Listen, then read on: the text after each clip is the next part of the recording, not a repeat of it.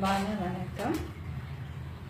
நிறைய பக்தர்கள் மூலிகை பற்றி தெரிஞ்சுக்கணும்னு சொல்லிட்டு நிறைய விசேஷம் என்ன அந்த மூலிகையில பயன்படுது, எப்படியெல்லாம் வழிமுறைகள் செஞ்சால் நமக்கு இல்லத்துல பிரச்சனை நீங்கப்படும் அப்படின்னு சொல்லியிருக்காங்க.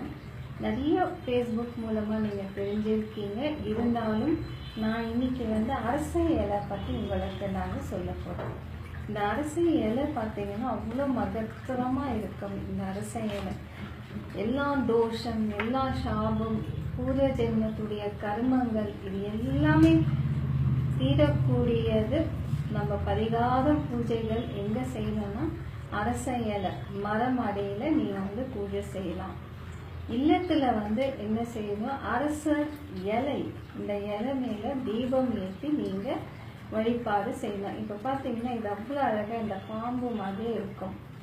ஒவ்வொரு ரேகையும் இதுக்குள்ளவே அடங்கி இருக்கும். ஆதி காலத்துல சித்தர்கள் நிறைய விஷயங்கள் நமக்கு இந்த இலை மூலமா சொல்லியிருக்காங்க.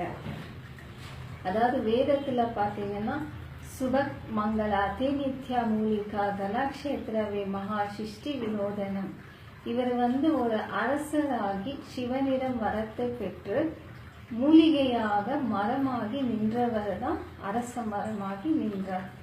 அவ்வளோ ஒரு மகத்துவம். ஆதி காலத்துடைய யோகம் உங்களை எல்லாருக்குமே தெரியும். ஒவ்வொன்றும் அற்புதமாக நடக்கப்படும். அதனால என்ன செய்யணும், இந்த அரச இலை உங்களுக்கு தெரியாது பூர்வ ஜென்மத்துல நீங்க என்ன கர்மம், எந்த சாபத்துல இருக்கீங்க, எதுவுமே தெரியாது. கிரகம் நல்லா இருக்கும், ராசி நட்சத்திரம், குரு பயிற்சி நடக்குது, எல்லாம் நல்லா இருக்கு. இருந்தாலும் பிரச்சனை விடல, என்ன காரணம் தெரியலன்னு சொல்லிட்டு நிறைய பேர் என்னிடம் கேட்டிருக்காங்க.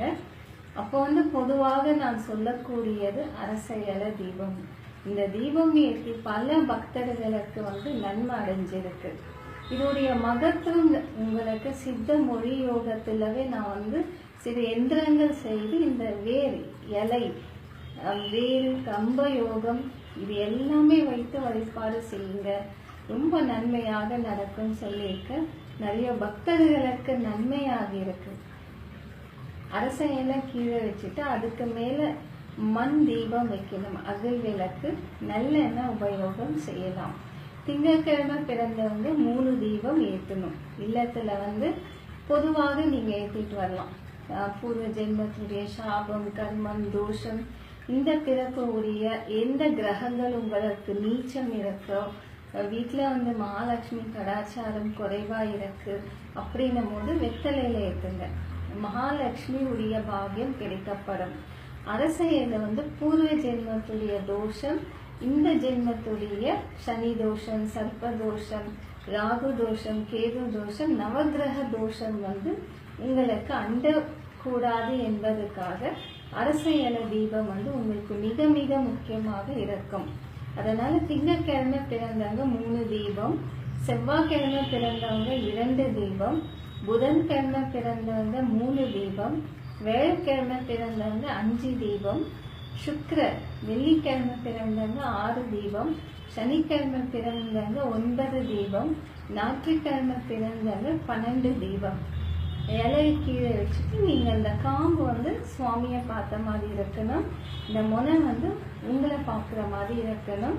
பரிகார தீபம் எப்பவுமே சாமியை பார்க்குற மாதிரி தான் தீபம் இருக்கணும். இந்த இலை உரிய மகத்துவம், அந்த காலத்துல சித்தர்கள் இந்த இலைக்கு ஒரு உயிர் வர வைத்து இதை மேல் தீபம் ஏற்றி தியானம் இருப்பாங்க. தியானம் இருக்கும் போது இவங்களுடைய அந்த தோஷங்கள் நீங்கப்படும். அந்த யாகம் பார்த்தீங்கன்னா அவ்வளோ அற்புதமா இருக்கும். அந்த மந்திரம், இந்த இலை, இந்த யோகம் பார்த்தீங்கன்னா இது ஆதி ரொம்ப பழைய காலத்து மரம். அதுல இருந்து நான் எடுத்து அதோடைய மகத்துவத்தை உங்களுக்கு தெரியப்படுத்தணும் அப்படின்னு பார்த்துருக்கேன். நீங்களே பார்க்கலாம். இந்த இலை மேல இந்த தீபம் வச்சிருக்கேன்.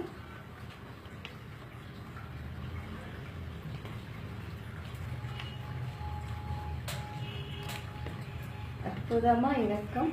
ஆதி காலத்துல சித்தர்கள் இந்த காம்போட தீபம் ஏற்றி பயன்படும். இந்த 2 விரலும் நீங்க இது ஒன்றாக நீங்க சேர்க்கும் போது மந்திரம் சொல்ல சொல்ல இது கூடிடும்.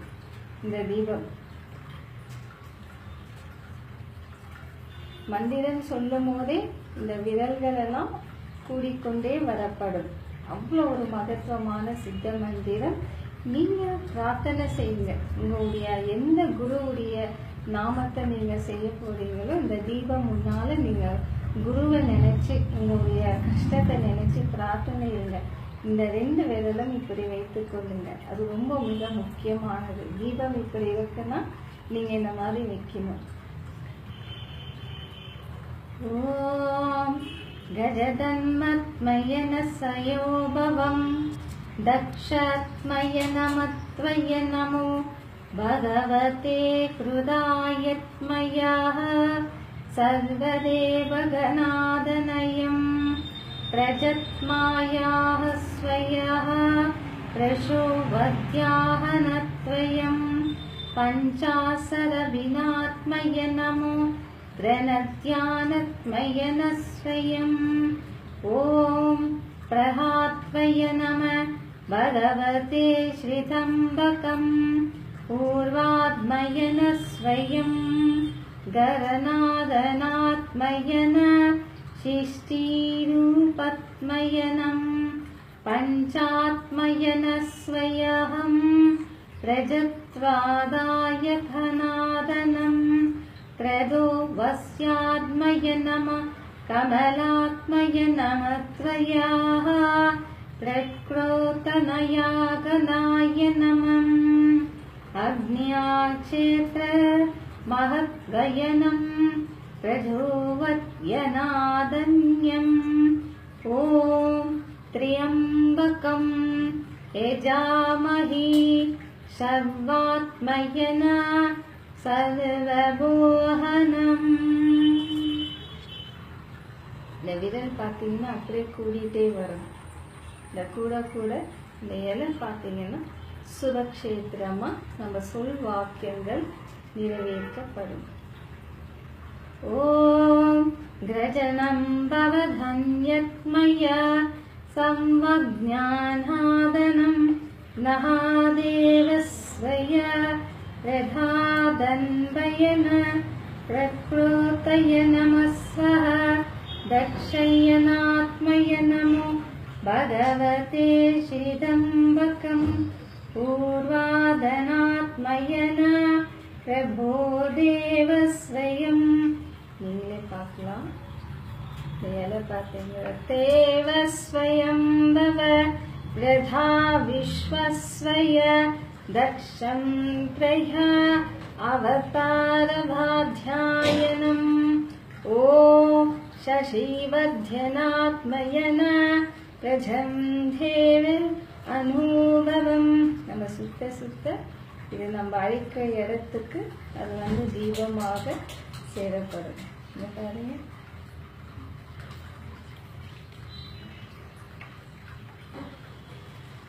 ஓம் தீக்ஷம் ரஜன் பிரதாயஹ தம்பத்தனா ருதம் விவிகம் தேவஸ்வயம் அக்ஷாத்மய நம புஷ்பஹ தாம் பிரத்யம் பஞ்சாத்மய நமம். கூடவே வரும். பிரதாய தஸ்வய பிரஜம்பவன தான்யத்மயந்த சர்வே பூகாத்மயனம். அவ்வளோ அழகா ரூபமா கிரகம் யாகபூர்வமா நமக்கு அழகாக உத்தரவாதம் கொடுக்கும். இது எதனாலனா சித்தருடைய மந்திரம் நம்ம பயன்படுத்தினால இந்த யாகம் நமக்கு கிரக யோகமா நமக்கு சேரப்படும். அவ்வளோ அழகா நம்ம அழைக்கும் போது ஒரு சக்தி நமக்கு உருவாகி நமக்கு வர்றதுன்னா நம்மளுடைய மகத்துவம் நிச்சயமாக பஞ்சசக்திக்கு நமக்கு அறிந்து அந்த சக்தி நமக்குள்ள இருந்தா இந்த போல ஆதி காலத்துடைய மர யோகத்தில் இலை பறித்து தீபம் அது ஒரு 100 வருஷம் இருக்கணும். அதோடைய மகத்துவம் அவ்வளோ மகத்துவமா இருக்கும். அந்த இலையில நீங்களும் தீபம் ஏற்றிக்குவாங்க. அழைக்கும் போதே அது வரும். ஓம் பிரதத்யாஹ சத்யாத்மயன பிரதாத்மய நமம் பிரச்சோவத்யநாத சரதாஸ்வய. அழகா இது வரப்படும்.